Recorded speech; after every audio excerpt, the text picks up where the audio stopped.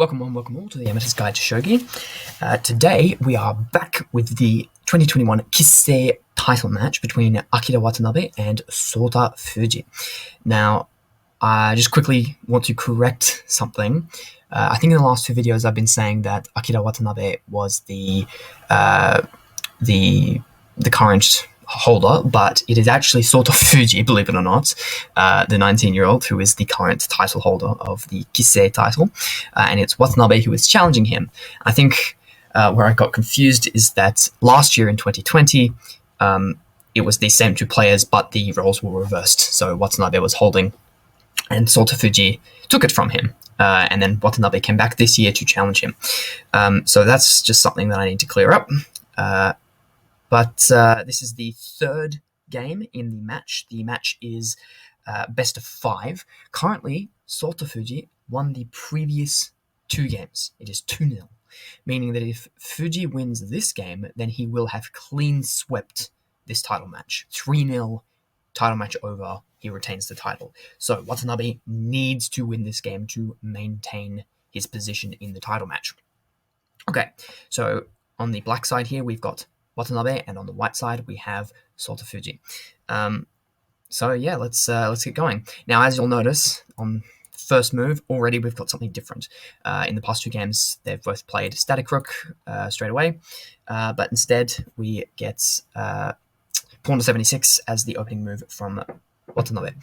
But of course, Fujii, as always, sticks to his static rook, and we get a standard Yagara opening from Watanabe. Playing static rook, obviously. Now, in the beginning of this game, you will see Fujii play as Fujii does. He does some weird stuff. He just disregards a lot of opening principles, pushes all of his pawns, and somehow it just works. It's just genius. And what you'll see in the beginning of this game, or towards the beginning, is a brilliant plan formed by Sota Fujii many moves in advance, which targets the 2 weak silver generals of Watanabe. And it is amazing to watch, and very instructive the way he uses his pawns. Keep an eye on Sota Fujii's pawns. So, moving on. Building a Yagara, as per usual, although the king still remains in the center. As you can see, Fujii is already belligerently moving his pawns forward, as he is wont to do, and brings a knight, is obviously going for a rapid attack. In terms of Watanabe, pretty standard stuff. He's keeping his options open in terms of whether or not he goes full defense and runs into the Yagara castle, or if he wants to go for a more rapid attack. As you will see, he ends up forming most of the Yagara castle, but Fujii's rapid attack sort of puts a little bit of a stopper on that. Fujii bringing all of his pawns to be ready to completely throw open the attack, obviously, against this castle which is in the process of forming.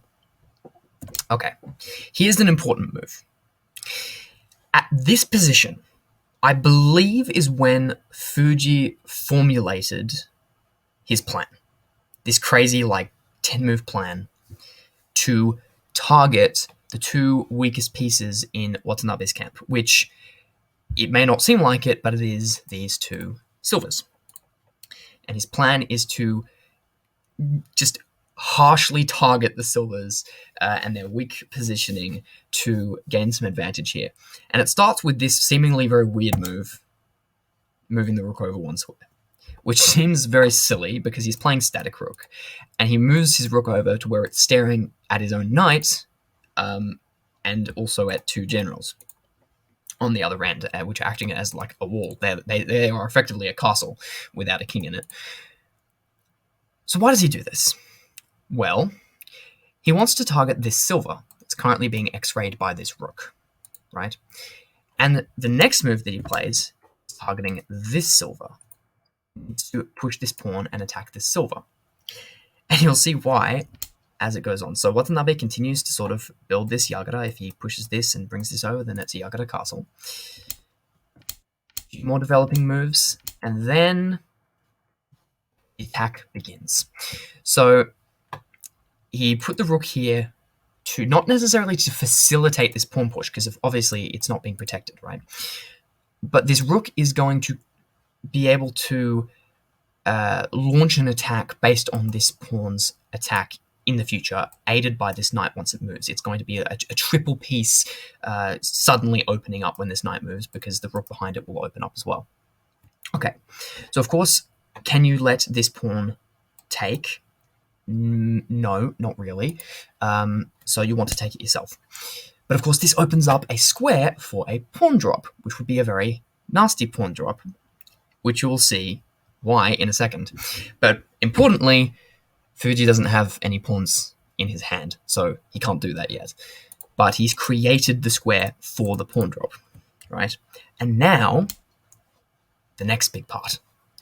This pawn push targets the other silver, but at the same time unleashes this X-ray attack from the bishop, which is pinning this silver, the other weak silver, double attack here, to this unprotected lance. Now, why is it important that this silver is here? Because the attack doesn't work otherwise. Because I'll keep playing it. I'll keep playing it. So of course, now this naturally can just be taken, right? So which he does. But what this does is allows him to take this pawn now, and of course now he has a pawn in his hand, which you will see him use. Of course, this can't take, because you would hang this lance and allow a horse to be promoted right in your camp, which is already -3 or -4 according to the computer. So this silver has to stay on this diagonal to protect this lance. Now, you don't really want to move it backwards. That's a bit counterproductive. So instead, he moves it forwards. And then, of course, it can be attacked again.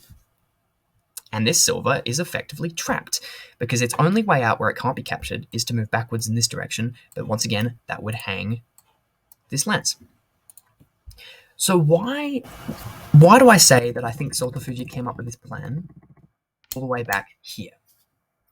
Because if we imagine that that move didn't happen, and in this position, when Fujii pushed this pawn, say that this silver was just over here somewhere.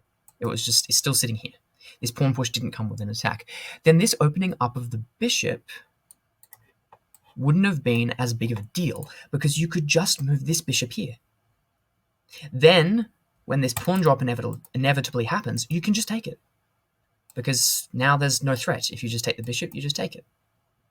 Or maybe blocking it with this pawn. Something. Basically, if this pawn push didn't come with an attack, then this X-ray attack wouldn't have been as effective, or effective at all, because it could have been stopped. But because this pawn push came with an attack, and you have to deal with it, you have to deal with this silver problem, he didn't have time to protect against this plan. Which is why it's so effective. And he ends up with a trapped silver. Now, of course, Watanabe is not a slouch, and he comes up with a series of moves, forcing moves, more forcing than losing this silver, which eventually manages to kick this bishop off the diagonal and save his silver, but it is still very good for Sota Fujii because of this pawn. This pawn is going to become the thorn in Watanabe's side for the rest of this game, because it's not being protected, but it is effectively untouchable. Think about it. If you wanted to take this pawn, how would you do it as Watanabe? You can't attack it from the front, you would just get taken. You can't attack it from the side because there's too many things in the way. You can't attack it with this knight. You can't even attack it from a diagonal because your bishop isn't on the correct diagonal. So this pawn, even though it is completely unprotected, is untouchable. And it is a very powerful pawn. It is a dangling pawn, ready to promote, but more importantly, way later in the game, is ready to facilitate a massive attack, aided by this knight and the rook when it comes, and of course any drops that you happen to drop right here. So this is a huge pawn, and it is going to be very annoying for Watanabe as this game progresses. So even though Watanabe eventually manages to save his silver here after getting it trapped, this pawn is still a huge asset to Sota Fujii, as is this attack by the bishop, which you will continue to see be a motif throughout this game. Just quickly though, before I forget, this move, moving this pawn up here, took Sota Fujii 69 minutes. I have no idea why, but it took him 69 minutes, more than a quarter of his total time for the whole game, 4 hours on the clock, which means that he is, as of this moment, down, I believe, an hour and a half on the clock compared to Watanabe's time. Just to keep you in the loop of what's going on in this game. Anyway, series of moves by Watanabe, more forcing to try and kick this bishop off. Obviously, you can't just take this because you would get forked, and that would be bad. So, of course, you take this, and this is obviously check, so you can't take this illegal move. You would just lose the game. This is obviously blocked. Now, he just takes it. Bishop for a gold is by points. Usually, it's technically not a good trade, but very often bishop for gold is just, it's fine. But more importantly, it's a more forcing move than what's happening with this silver, because, well, one, it's a check, but two, you can't take this because you would lose the bishop and probably this knight and probably this lance. And also you would allow a dragon to promote right in your house, which is, generally not a good idea. So of course he takes it with the king instead, keeping the protection of this bishop. But now this allows this pawn drop. Now, of course, you can't just take this, because then you would, you would lose the bishop, and then probably this gold, and this, and then this would come in behind it and promote, and you would have a dragon in your house. So yeah, of course, he scoots the bishop back. Could you have, say, taken this? Well, no, not really, because you'd lose a gold, even though you get a silver back, but then you would lose the bishop, and, you've got a dragon in your house, which, as I've said already a number of times, is not a good idea. So, no, he scoots the bishop back, gets it out of danger, but of course this removes it from the critical diagonal, so finally Watanabe can move his silver out of danger. But as I said, still good for Fujii, because he's got a strong attack over here, facilitated by this pawn. Okay, even though he is just completely disregarded castling altogether, but because of Fujii's massive attack, Watanabe's castling has also been completely muted, or stunted. So even though Fujii decided to disregard castling, he kind of forced Watanabe to also disregard castling, so it's equal in that regard. King moves to the side, and we get a promotion here, obviously. This is forking these two pieces, but you can just take it, which he does. But now, finally, you can actually block this attack. Because... well, you can just block it. You can take it like this, because this isn't unprotected, and then that would actually be a fork, a rook lance fork. But if you did that, I'll just show you. You would hang this, and then probably this, and I know I've already said it many, many times, but having a dragon in your house is not a good idea, even though you do get a horse in your opponent's house. This position is just clearly better for black. So, yeah, this is unprotected, but you can't really take it. So he finally gets to block this now that this has happened. So, Fujii obviously then blocks this, because now he is renewing this threat. He can now take this and have the fork, because this threat is now blocked by this pawn, even though that this is a completely unprotected pawn. Cool pawn drop. But now this is defended, so the threat is now muted again. Okay, finally Fujii manages to activate this attacking setup that he set up way ages ago. And you can just attack this knight. Knight jumps in, protected by the pawn, obviously, so you can't take with gold. Trades off with the knight, and the gold moves. Now, pawn drop. Can you take this pawn? I'll give you 3 seconds as to whether or not you can take this pawn. If you took the pawn, your opponent has a bishop in your hand, and you would get forked. King gold fork. Nothing you can do about it. You lose the gold, and they get a horse, and they're coming in with this rook. So no, you cannot take the pawn. So instead, he moves it to the side, and yeah, a knight drop. Why? Because he's once again renewing this threat of this. Because if you do nothing about this knight, you take the silver, and then you take this, and it's a massive fork and game over. Also, this marks a significant moment in the time. I haven't mentioned time as much as in the previous game because it hasn't been as important, because if you remember way back when Watanabe sacked his bishop for the gold here, he spent 89 minutes on that move and basically brought the time back to about equal, and then it stayed about equal for the rest of the game until here. At this particular moment in time, once Fujii makes this move, Fujii has hit the 10-minute mark. He's only got 10 minutes on the clock. He's in blitz mode. At the same moment, Watanabe has an hour on the clock. 50 extra minutes. So he's still got a quarter of his time left. It's a huge time discrepancy. But, as we've seen in the past, in the previous game, clearly this means nothing to Fujii. He can just play an end game with 1 minute on the clock, and it's just nuts. But anyway, you need to do something about this knight. You can't move this silver because you would just lose this pawn. So Watanabe just decides to take it and trade off his silver for the knight. And finally takes this pawn. Why? Because it's obviously just attack, this preventing this push. Shortly, yes. Once again, Fujii renewing this threat. If you lose the silver, then you lose this pawn, and game over. So this is why Watanabe finally took this pawn, is because he had to just do this. Had to just finally get rid of that annoying bishop, which has been frustrating him for the entire game. Trade off the rook for the bishop, and leave this silver completely, unguarded, because he doesn't want to move backwards, I guess. Anyway. This is also an interesting move for the timings, because in terms of timings, after this particular move, Sota Fujii is on, I think, 3 minutes. So he was on 10 earlier, a few moves ago.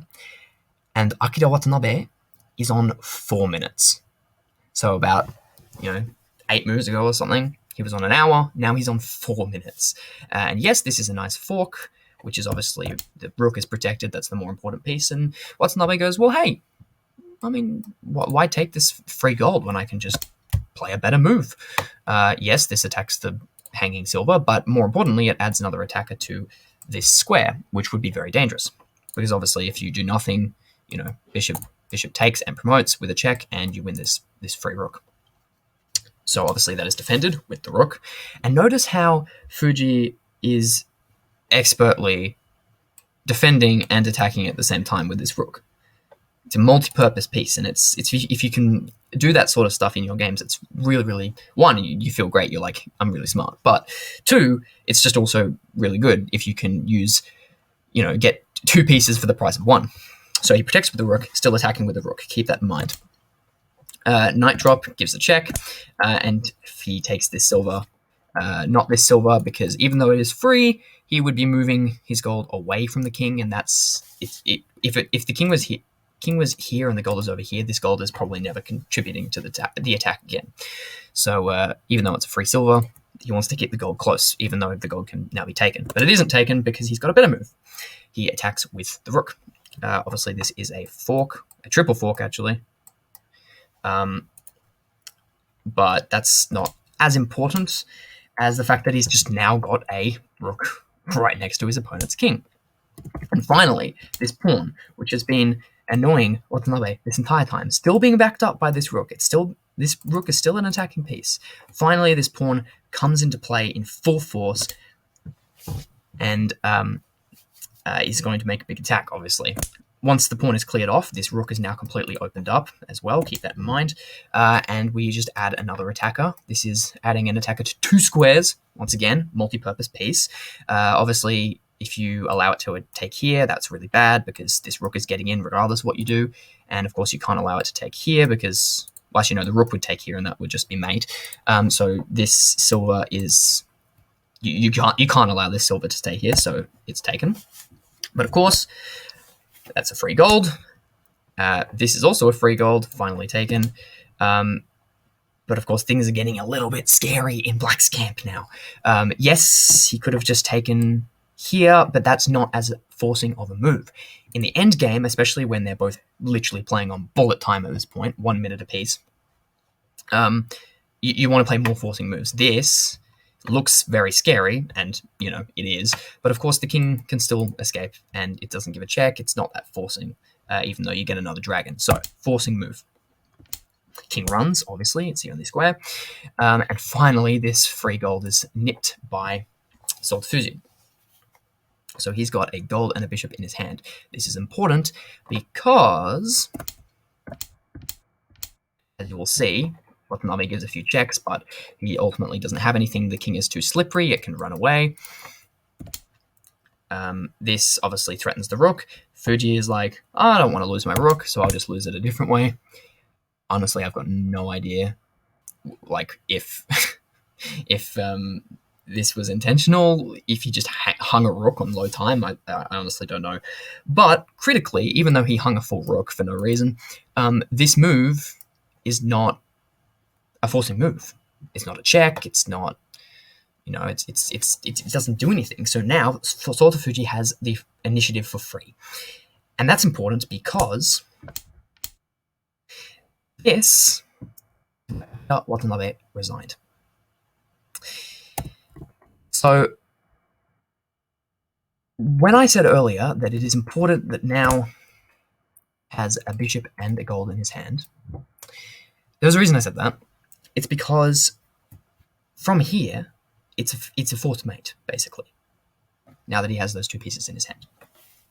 So whether Watanabe knew that, I don't know, but he starts giving checks. But of course, he finally gives a move that isn't a check, and naturally, Sota Fujii, with his tsume, his mating mastery, even on 1 minute on the clock, knows that this is a mate and he has won. Because you have to have the knight, obviously, for this subsequent knight drop. This is a mate in 10, and he needed these two pieces.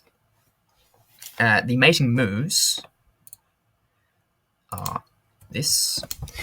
You bring the dragon, it's blocked. You have to use the bishop to block the king's other escaping route. Then you sack the dragon, pull the rook, drop the gold, protected by this knight. This is why you needed to pick up this knight over here. And then finally, rook drop is mate in 10, and Fujii clearly saw that as soon as he took this gold, or probably even earlier than that, even with a minute on the clock. Truly a tsume master. And with that, Sota Fujii wins. Not just the game, but the title. That is 3-0, best of 5. So 3-0 means he has won. He has retained the Kisei title. But ladies and gentlemen, that's not all. This game, at the time of this recording, is a couple months old. I'm a little bit behind. As of yesterday, at the time of this recording, Sota Fujii won the Eiyo title match against Masayuki Toyoshima.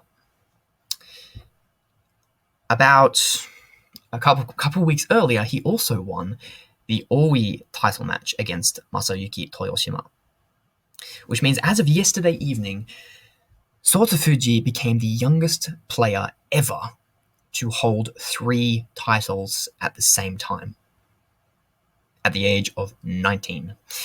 And later this year, he is the challenger for the Ryo title match against once again Masayuki Toyoshima. And if he wins, he will, of course, be the youngest person ever to win or to hold 4 titles at the same time. Now, of course, at the moment, I think Kana Satomi holds 4 major titles: women's Oi, women's Meijin, the Seirei, and one other one which I can't remember. So he's not the person who holds the most titles at the moment, but it is still incredibly impressive, and he is only 19. So I hope you all enjoyed that crazy game and in his crazy playing style and his crazy mating abilities with 1 minute on the clock. And in future, I hope to cover said Oi and Aeor title matches because he is a sensation and no one is denying that. Anyway, thank you all for watching. Hope you enjoyed. I'll see you all next time.